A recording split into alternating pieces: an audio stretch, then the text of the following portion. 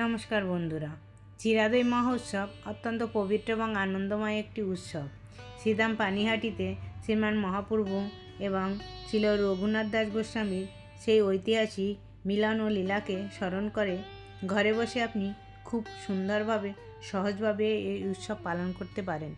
একটি মাটির মালসাতে খই, চিরা, মুড়ি, নানা প্রকারের সন্দেশ, মিষ্টি দই, নানা প্রকারের ফল দিয়ে মালসাটি সুন্দর করে সাজিয়ে একটি তুলসীপত্র দিয়ে ভক্তিভরে ভগবানকে নিবেদন করুন।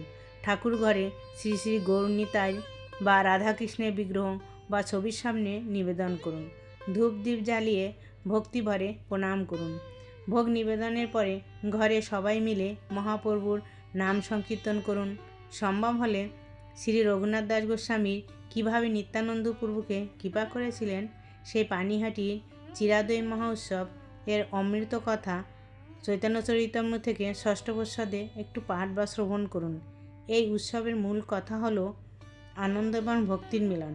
তাই ঘরে বসে একদম সহজ সরলভাবে ধীর স্থির মনে এবং আনন্দের সাথে মহাপ্রভুর নাম নিয়ে এই উৎসব পালন করুন। গৌর হরি আপনার পূজা নিশ্চয়ই গ্রহণ করবেন।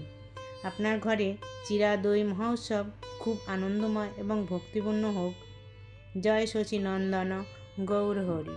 বন্ধুরা, ভিডিওটি ভালো লাগলে লাইক, শেয়ার এবং সাবস্ক্রাইব করে দেবেন। হরে কৃষ্ণ, হরি বল।